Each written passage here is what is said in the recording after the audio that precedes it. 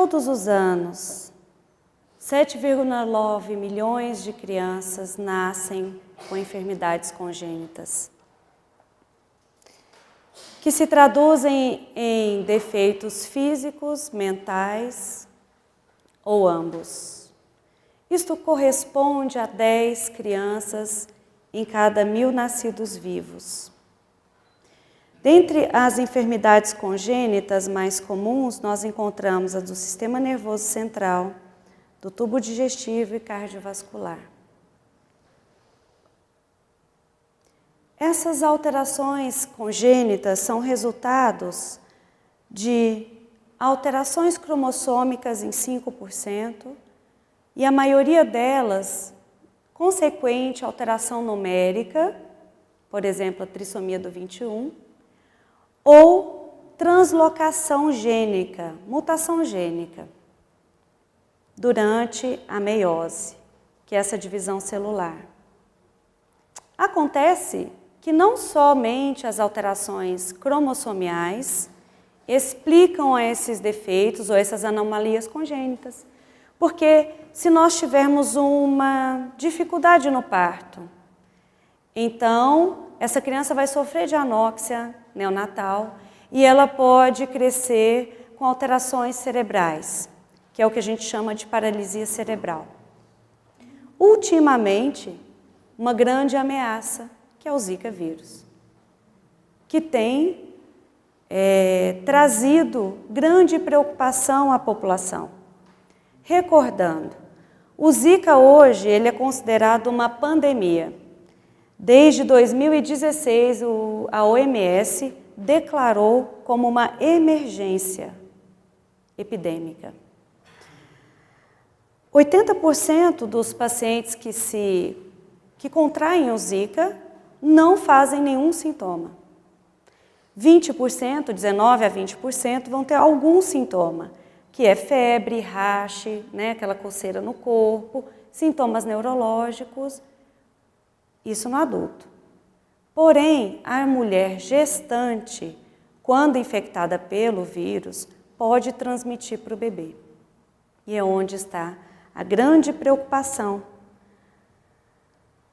Hoje já se sabe, não tem dúvida, que a infecção pelo Zika vírus na gestante pode levar a microcefalia e uma série de alterações neurológicas, porque o vírus tem um tropismo, uma afinidade, vamos dizer assim, pelo sistema nervoso central. Só que eu queria chamar a atenção, não só o Zika provoca alterações no sistema nervoso central do bebê. Outros vírus também provocam. Então, aqui está uma lista, as alterações congênitas, as alterações genéticas que já falamos, as infecções, por exemplo, sífilis, toxoplasmose, citomegalovírus, rubéola, herpes, HIV, uso do álcool, uso do fumo, tudo isso pode levar à microcefalia. Então, não somente o Zika vírus. E o que eu gostaria também de chamar a atenção? Essa alteração, essa malformação congênita, ela só consegue ser detectável no ultrassom no último trimestre de gravidez. No primeiro trimestre não consegue ser identificada. E só para a gente ter uma ideia da ressonância de algumas crianças com microcefalia pelo Zika vírus, é um trabalho nacional e que mostrou calcificações cerebrais, volume cerebral diminuído, aumento do ventrículo aqui, a gente consegue ver, certo? Mas aqui a gente consegue ver que tem uma massa encefálica ainda grande. Parece com anencefalia, Ana Paula? São diferentes. Nós vamos mostrar agora o que é anencefalia. Entretanto, ambas são malformações do sistema nervoso central. Então, a anencefalia é uma malformação congênita do sistema nervoso central, caracterizada pela ausência parcial ou total da calota craniana, que é esse osso do crânio. Acontece geralmente por volta do 23º dia de vida intraútero. Então, logo ali no comecinho da gestação.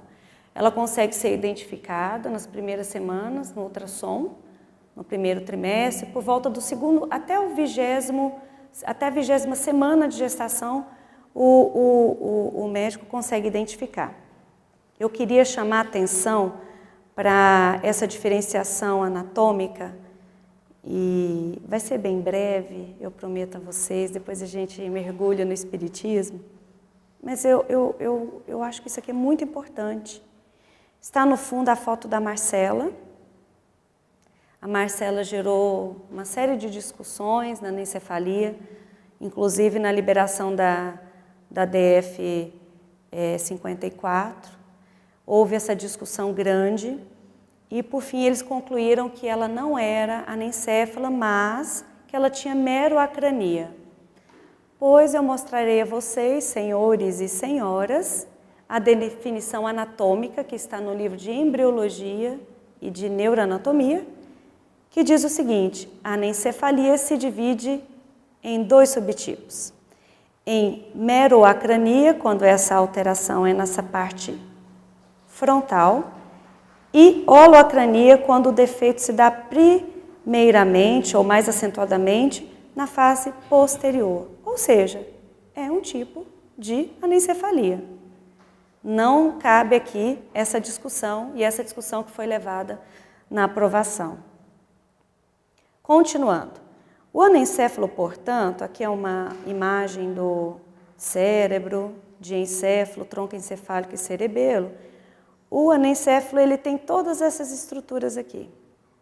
Ele não tem parte do cérebro. Seria mais ou menos isso aqui. E por que eu vou dizer isso para vocês? Então, aqui, ó, diencéfalo, a intenção não é ensinar anatomia para os senhores, mas fazer uma correlação com o André Luiz. André Luiz vai nos dizer, no livro Evolução em 2 Mundos, que o espírito, a ligação do espírito se dá mais fortemente no diencéfalo.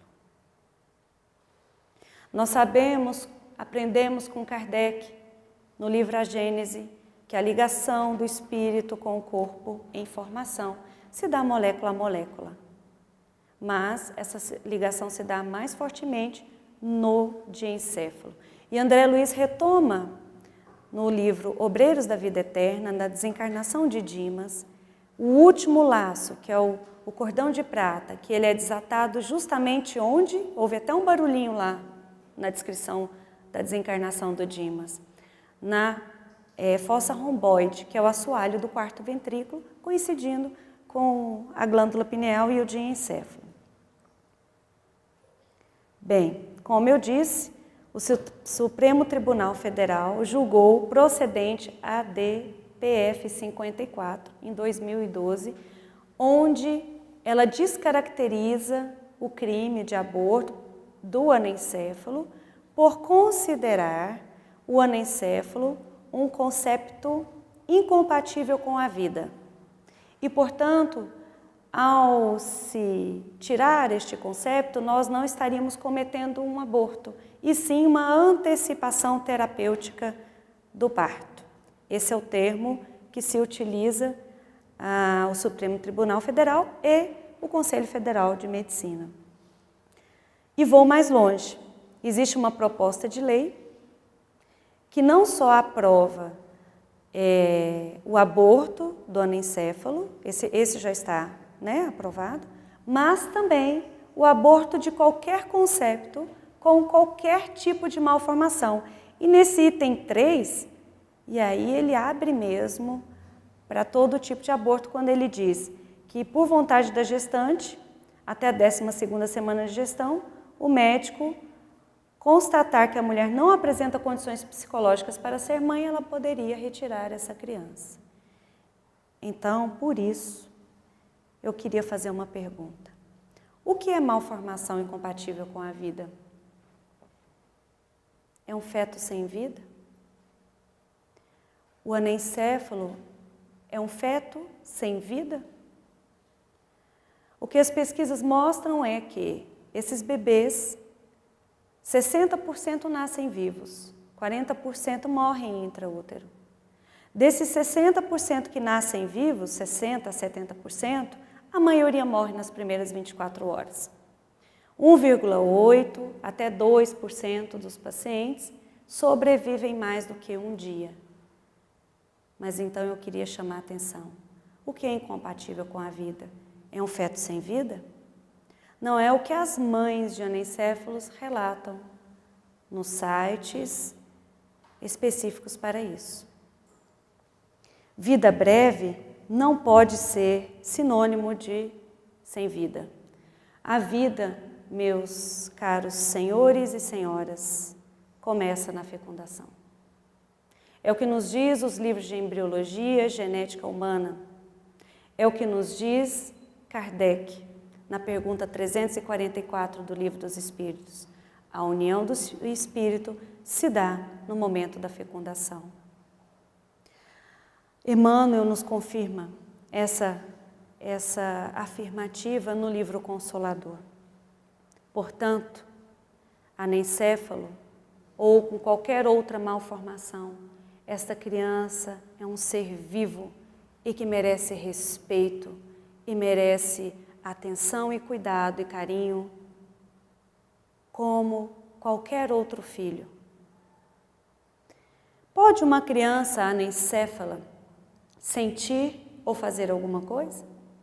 Esta criança anencéfala, ela foi publicada pela doutora Funayama, da USP de Ribeirão Preto, está na revista Brain in Development, publicado em 2011. Essa criança tinha mais do que 4 anos de vida, apresentava os reflexos, como vocês podem ver aqui, de extensão, sorriso, olhava para quando a mãe conversava. Esta criança é uma criança que foi acompanhada por nós no Hospital Materno Infantil de Goiânia, era também anencéfala, e conseguia sugar, conseguia sorrir. Todas as crianças anencéfalas são assim? Claro que não. A maioria morre precocemente, mas as que sobrevivem, o tempo de vida delas não tem como ser previsto, porque é uma malformação em que o grau dessa malformação ela não consegue ser muito bem vislumbrado, porque existe a neuroplasticidade. Vocês vão ver a ressonância, viu, Arismar, dessa criança. Olha aqui, cadê o cérebro dela? Aqui está o cerebelo, tronco encefálico, não tem cérebro, pois essa é a imagem desta criança aqui, que tinha 4 anos de vida. Como entender as alterações genéticas, as malformações congênitas? Com que propósito Deus permite que crianças tão pequenas nasçam assim? Então nós vamos aprender com André Luiz, no livro Evolução em 2 Mundos, no capítulo 7, que é o Espírito que com a sua simples presença influencia no campo materno a divisão celular. Então é ele que influencia essa divisão aqui. Se vai ter mutação, se vai 3 para um lado e 0 para o outro, de forma errada, entre aspas, é o Espírito imortal que reencarna e traz consigo o histórico de suas ações. Ações boas, ações não tão bem acertadas e que ficaram gravados. E dessa forma, com a simples presença, de forma magnética, ele determina. É como se ele trouxesse à fala o ditado e os cromossomos e os genes fossem as letras do ditado. É ele que determina. E André Luiz vai nos ensinar que é o reflexo da posição feliz ou infeliz que nos conduzimos no passado, reclamando-nos a internação na esfera física, às vezes por prazo curto, para tratamento da desarmonia interior em que fomos comprometidos. Esse episódio está no livro Entre a Terra e o Céu. Nós temos o Júlio, naquela situação ele era uma criança no plano espiritual e que trazia chagas na garganta, na laringe, porque ele tinha sido um suicida. Ele tinha bebido veneno. E como que ele não tivesse tido êxito, ele não teve êxito, ele se enforcou e foi para o plano espiritual nessas condições. Não vou dar detalhes para que vocês leiam o livro, tá? Então vamos dizer que no plano espiritual ele sofria. E André Luiz questionou, ele não pode obter o tratamento para essas chagas aqui mesmo no plano espiritual? Então o mentor diz para ele, olha André, a carne, de certo modo, é como um carvão milagroso a aspirar, a absorver os tóxicos do nosso espírito imortal. Carvão milagroso é um remédio que nós usamos no pronto-socorro de pediatria, e deve ser usado no de adulto também, quando as crianças se intoxicam. A gente faz a lavagem gástrica e às vezes a gente usa o carvão milagroso, ou milagroso não, carvão, né, ativado. Carvão milagroso é termo do André Luiz, já estou incorporando o André Luiz aqui, gente. Então, a gente usa carvão ativado. E é de fato, o carvão, ele puxa as toxinas, né? Desintoxicando a criança. Agora, veja só a mediunidade de Chico Xavier, que coisa fantástica. Como ele poderia saber disso? Chico Xavier não era médico, gente. Então, ele usando um termo aí, médico. Enfim, o que ele quis dizer com isso? Que por mais que a gente trabalhe no plano espiritual, a carne, a encarnação, o nosso corpo físico é uma benção. Ele funciona como uma esponjinha assim, ó, puxando aqueles nossos defeitos, os nódulos, né, as nossas toxinas, tudo para o corpo. E que muitas vezes essa internação no corpo físico, ela é breve, ela é curta, mas ela é eficaz para o tratamento do espírito. É o que aconteceu com o Júlio. O Júlio reencarnou lá junto da madrasta, que tinha sido amante dele em outra encarnação. E ali, com 1 ano de vida, ele que nasce com um defeito na glote, porque é bem assim, a gente tem a alteração no perispírito, geralmente a desarmonia sentimental ou daquela emoção, daqueles órgãos perispirituais se manifestam nos órgãos exatos do corpo físico. Então ele nasceu com defeito na glote e para piorar, ele pega a difteria com 1 ano de vida. E o que acontece? André Luiz vai lá, faz a prece, toda a equipe espiritual e ele morre. Morre. Então não adiantou nada? Adiantou, porque aquela internação no corpo físico por 1 ano curou aquela chaga daquele órgão perispiritual.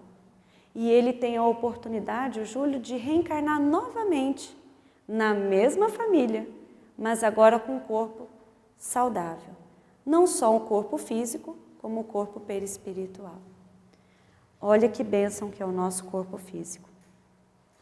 Então nós começamos a entrar num caminho de descoberta de que esse defeito físico pode ser, na verdade, uma dor auxílio, um tratamento. Um tratamento. As inibições congeniais, as mutilações imprevistas e as enfermidades dificilmente curáveis catalogam-se como certos medicamentos imprescindíveis, figuram na ficha do socorro ao doente. Isto é, Emmanuel nos dizendo no livro Pensamento e Vida. Então, esse defeito congênito, essa doença que acompanha a criança desde o berço, muitas vezes é um medicamento eficaz para esse espírito. Eu me recordo aqui da história que está contada no capítulo 7 do livro No Mundo Maior. Quando André Luiz vai visitar uma mãe com uma criança que era paralítica, quase cega, quase surda, muda, e que sofria de convulsões reentrantes, uma atrás da outra. Essa criança chama a atenção de André Luiz porque estava pele e osso, segundo ele, toda contorcida no leito. E ele mesmo faz a pergunta, para quê? Por quê? Então eles vão entender o problema daquela criança ali. Aquela criança que tinha por volta de 8 anos de idade, tinha sido primogênito de um casal muito feliz. Um casal que desde cedo pensava em ter filhos, pensava em ter uma prole muito grande e que a criança chegava naquelas condições difíceis e que solicitava muito o sacrifício da mãe. Esta criança, então, era um espírito que 200 anos antes chefiava o exército brasileiro, numa guerra, e que se aproveitou de uma insurreição civil para perseguir e maltratar e matar desafetos. E foram muitos desafetos. Ele foi para o plano espiritual. No plano espiritual,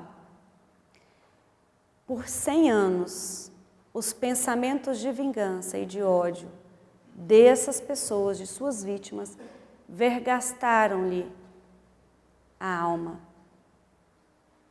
e foram modificando os centros de força dele, alterando. 100 anos. Aos poucos, eles foram perdoando, seguindo o seu caminho, até que ficou apenas 2. E no momento de prece que esse homem, né, posso dizer assim, faz, a equipe espiritual o encaminha para a reencarnação, através de uma mulher que já tinha aprendido com Jesus a amar em sacrifício. E ele reencarna. Ele reencarna ligado a esses 2 vítimas, 2 espíritos, 2 verdugos, que vez ou outra acionava o sistema nervoso central daquela criança e fazia-o ficar retido naquele cérebro reptiliano lá, de encéfalo, tronco encefálico. E ele convulsionava. E André Luiz faz a pergunta, mas quando que essa criança vai ter a cura de tão dolorosos padecimentos? Então o mentor vai dizer para ele, quando essas 2 criaturas, que agora estão ligadas a ele, reencarnarem através do útero desta mulher, e dia a dia cuidando do irmão, com tarefas amorosas, eles vão desfazendo, através do amor, as algemas de ódio e de vingança. E aí então, esse espírito poderá voar como um pássaro livre e ele estará curado. Veja bem, como nós não entendemos nada de cura, nada.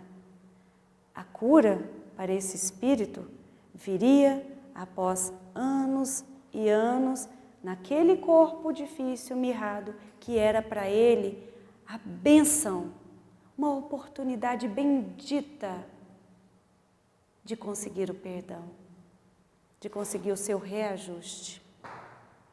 E então essa mãezinha, nesse momento em que o seu filho convulsionava, por imposição dos 2 verdugos, dos 2 obsessores, terminada a convulsão, ela retira a manta que o cobria, pega no colo e o abraça em oração.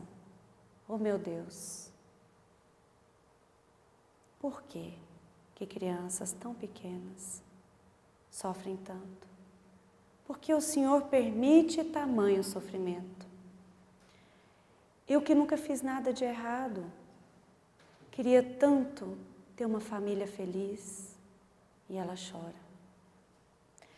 Ali o mentor dá um passe nela, e a descrição no livro é belíssima.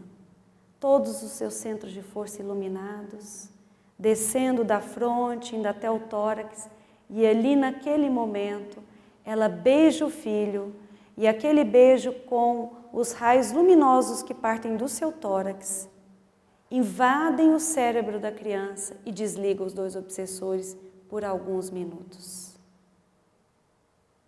E ela diz: ah, meu filho, és para mim um tesouro. Minhas amigas têm filhos belos e que são as flores de recompensa da vida delas, mas tu também será minha grande flor, e que eu te amarei e seguirei contigo para toda a eternidade. Qual a finalidade, então, dessas doenças congênitas? Emmanuel vai nos dizer, na pergunta 39 do livro Consolador, que é luta expiatória para os pais, mas também para o espírito, como nós acabamos de descrever. A doença incurável traz profundos benefícios. Ele nos diz, na pergunta 101, que, em verdade, todos os elementos para a cura de todas as doenças já estão no nosso planeta, na atmosfera do nosso planeta. Tanto é verdade que Jesus curava. Entretanto, são palavras de Emmanuel, não minhas. O que seria de nós sem a oportunidade das doenças incuráveis que apodrecem pouco a pouco a nossa vaidade e o nosso orgulho? Mas também, uma doença congênita ela pode ser proteção contra más tendências. Então, não é sempre só expiação.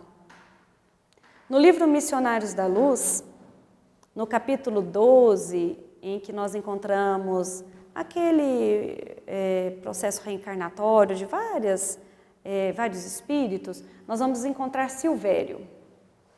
Silvério, ele já trabalhava, já era um trabalhador lá do nosso lar, e que ele solicita um defeito na perna.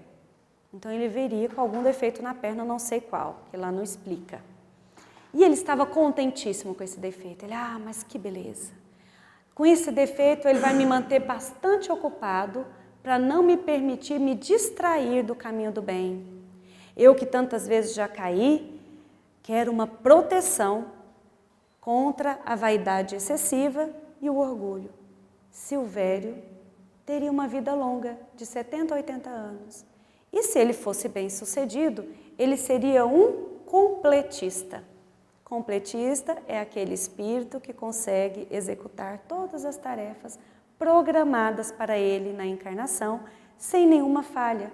E aí ele pode simplesmente traçar a sua nova encarnação e ele pode, às vezes, nem encarnar mais no planeta Terra. Veja bem, olha que espírito adiantado. Talvez mais adiantado do que quase todos nós. E viria com uma malformação, com um defeito.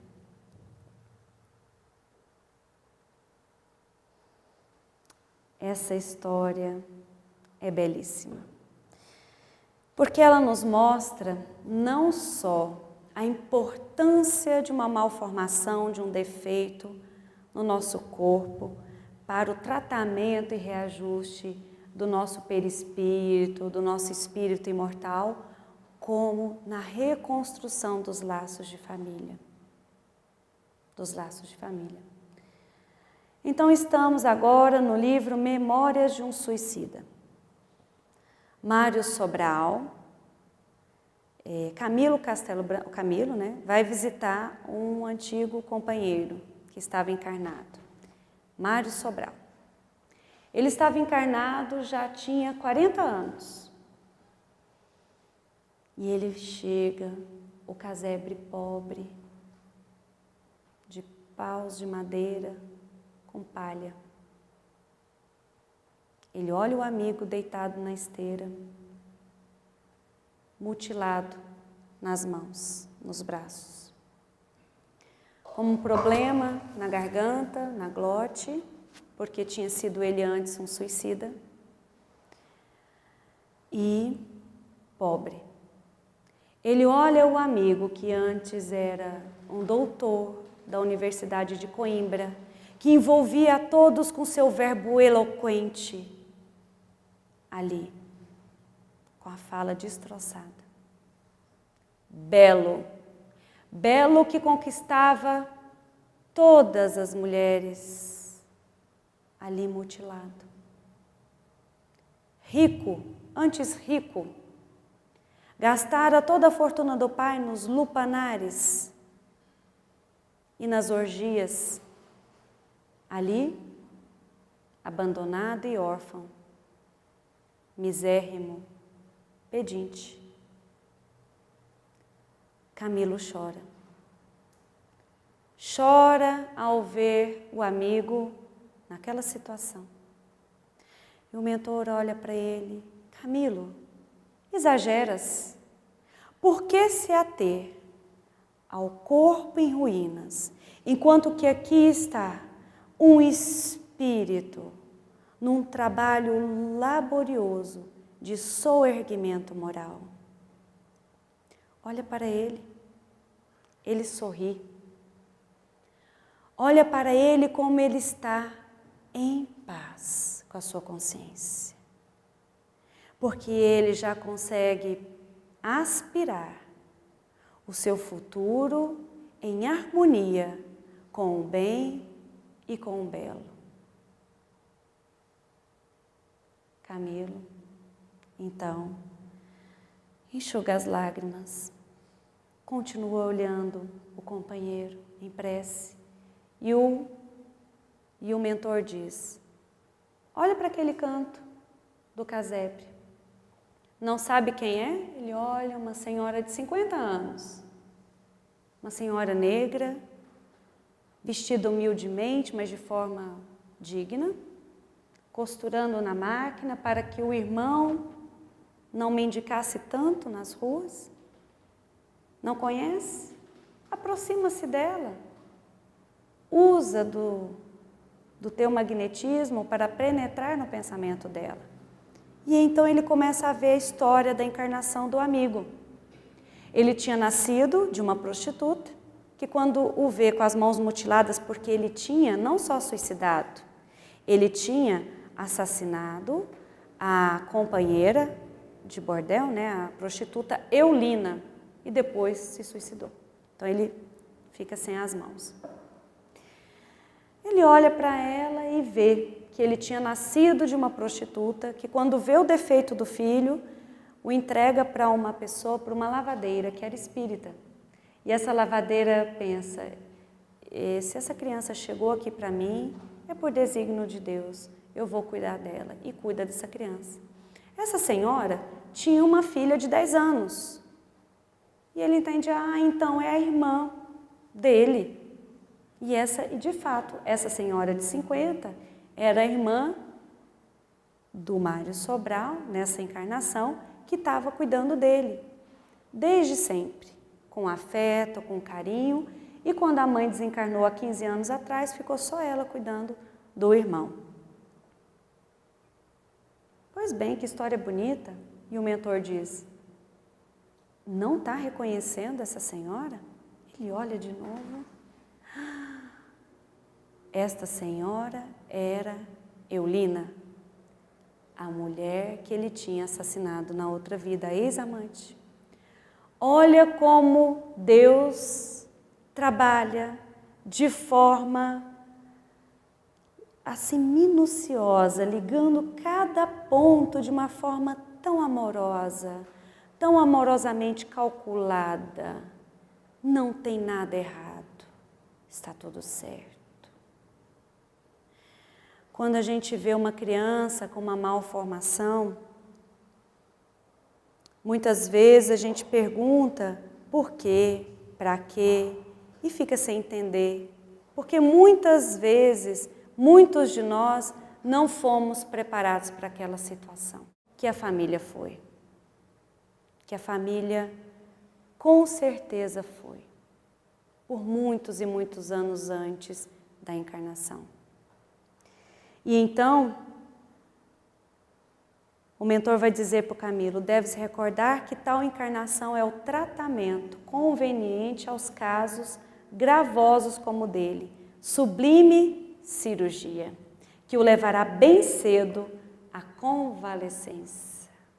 Cirurgia que levará bem cedo à convalescência. Quando reencarnamos com defeitos congênitos, no livro Ação e Reação, nós vamos encontrar uma outra história, que está no capítulo 13. É a história de um menino, um anão, paralítico, que não enxergava nem escutava, e da sua mãe. E ali ligados magneticamente por séculos e séculos.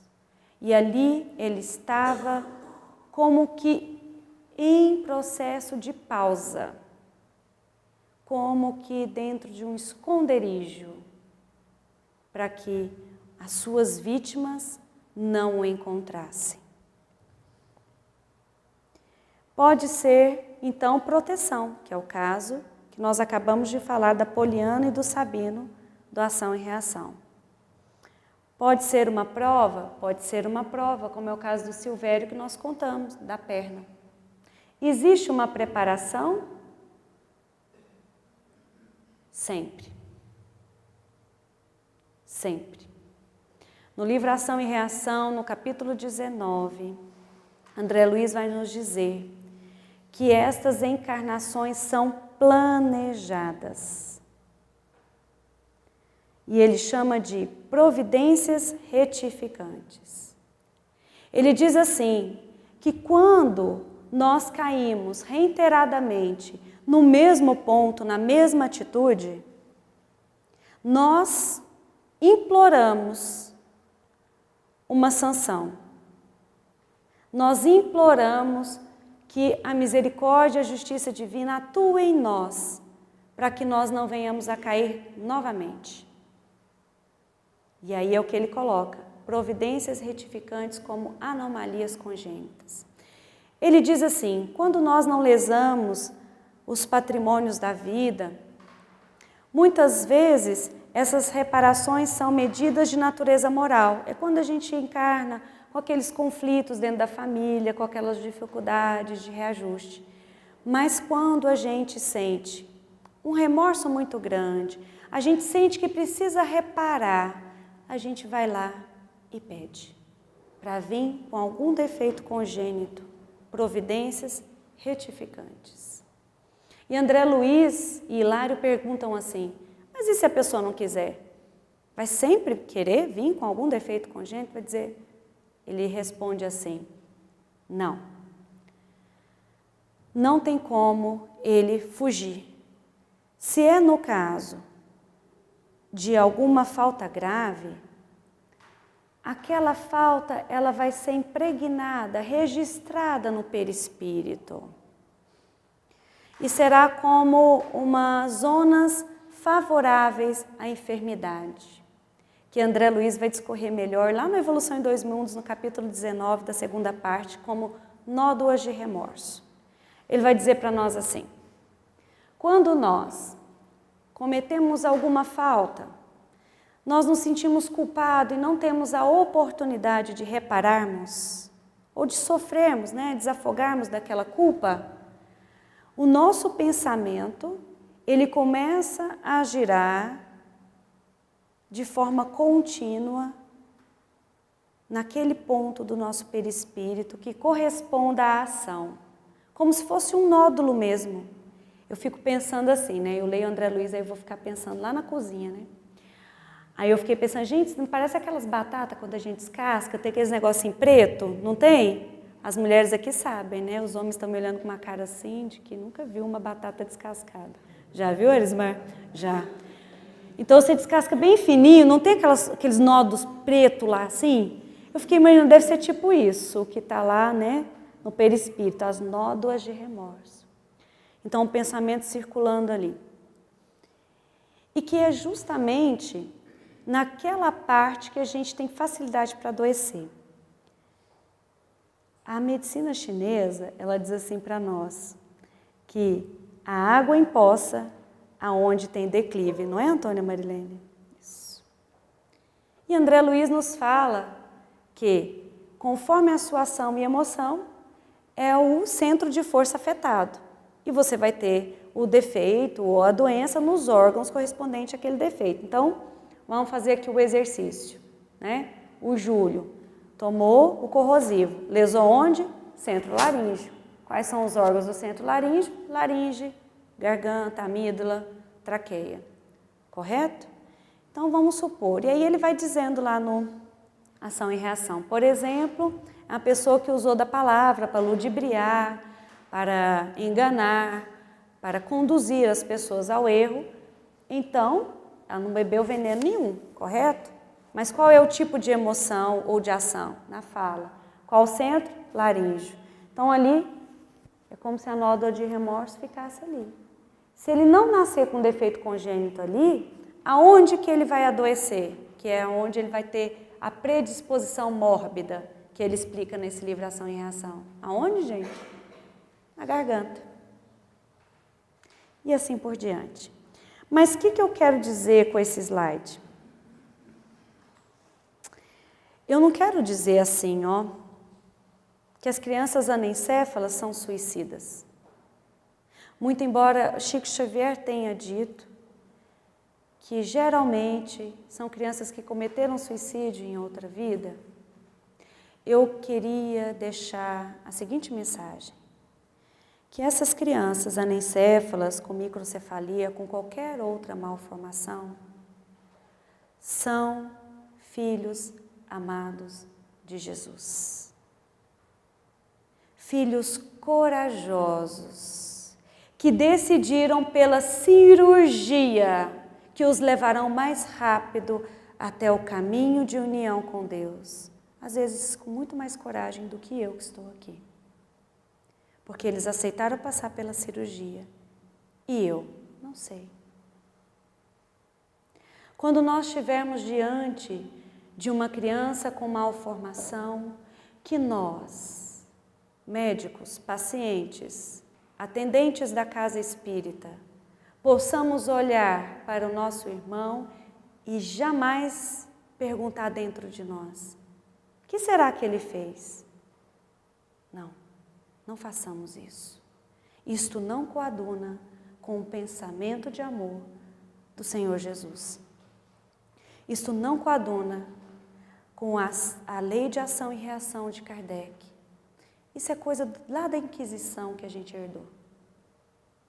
Que nós possamos olhar para o nosso irmão e dizer: que belo,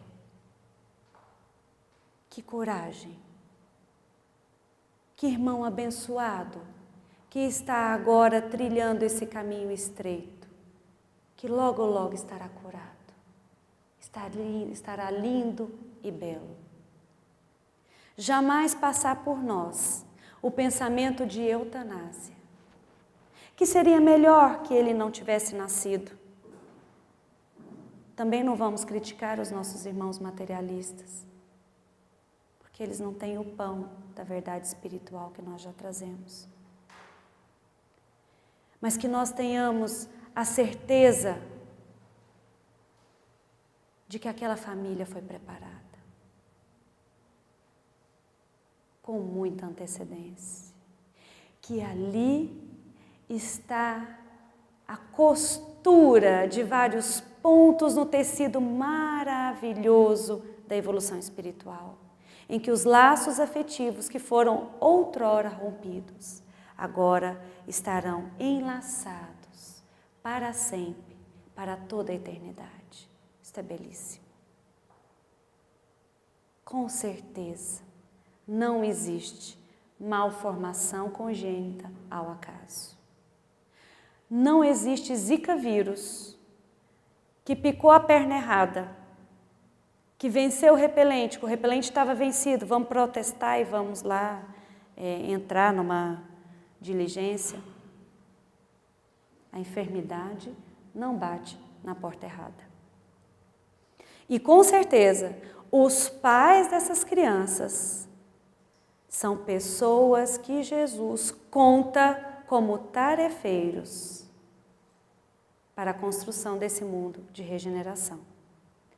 Aqui está o exemplo do que eu estou falando. Está no livro Missionários da Luz, reencarnação de Anacleta. Anacleta estava muito feliz com seu planejamento reencarnatório. E o assistente a apresenta para o André Luiz como uma irmã abnegada.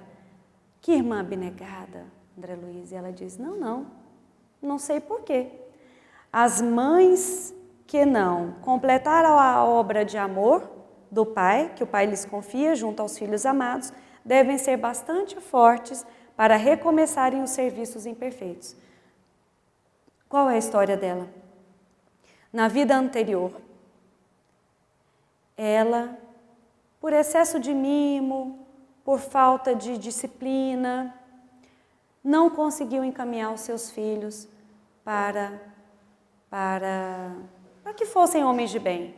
Então, seus 3 filhos desencarnaram muito cedo através das viciações dos sentidos, está escrito no livro. E então, durante 40 anos, ela trabalha no nosso lar após o desencarne para conquistar, ser novamente mãe e resgatar os seus, são 4 filhos, das zonas trevosas e abissais. Querem saber como seria o planejamento dela? 2 paralíticos, um com deficiência mental e a filha com transtornos emocionais graves que lhe seria causa de grande preocupação desde a mais tenra idade. Essa seria a encarnação dela. Mas não só mães de malformações congênitas ou de defeitos no sistema nervoso central foram mães que falharam. Porque no próprio livro Ação e Reação, nós vamos descobrir lá no final que o grande comandante lá da mansão, o Druso, e o seu assistente Silas, na verdade a gente vai descobrir no final que eram pai e filho. O filho, filho médico, quando o pai casa com uma jovenzinha pela segunda vez, a mãe tinha falecido, o pai com 60 anos, a menina com 20, ele um médico, mas não queria saber de medicina, a mãe bondosa desde aquela época. Pediu para ele fazer medicina, porque viu que o rapaz não era muito inclinado para as coisas boas, e falou, faz medicina que você vai ter oportunidade de ajudar os outros. Mas ele faz medicina e fica de olho no dinheiro do pai, e vigia tudo. E nem exerce a medicina. E ele faz de tudo. O pai casa, ele induz essa madrasta a se aproximar de um primo, que era ex-namorado dela, induz ali os encontros deles até que ela cai, porque ela era uma alma frágil. E ela cai. Ela passa a trair o pai dele. E ele, mais que depressa, põe o pai para descobrir. Quando o pai descobre, o pai envenena a madrasta. A madrasta morre e o pai morre em seguida. Aquela catástrofe. Depois ele fica louco. Enfim, no plano espiritual, tinha mais de 40 anos que ele trabalhava no plano espiritual sem saber onde estava a madrasta. E aquilo doía ele, porque ele se sentia o quê? Responsável pelo desequilíbrio dela. Então ele almejava uma nova oportunidade que ele pudesse auxiliá-la.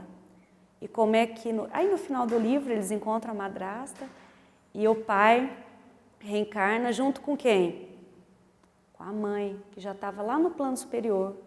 Não precisava mais nem reencarnar na Terra. Ela reencarna para ser mãe da madrasta do Silas, para a segunda esposa do marido. E ela viria com distúrbios graves mentais. Ele não descreve quais. E eu fico pensando, será que não era desses distúrbios psíquicos, porque fala de distúrbios psíquicos? Pode ser qualquer coisa, né, pessoal?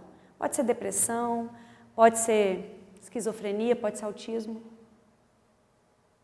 pode ser pânico.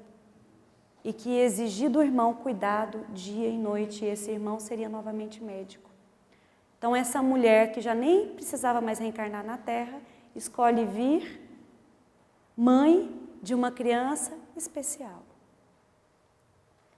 Então, por isso que talvez Chico tenha dito esta frase: os filhos excepcionais são confiados tão somente às grandes mulheres, e eu vou acrescentar os grandes homens também, aos grandes pais, que têm a capacidade de amar ao infinito.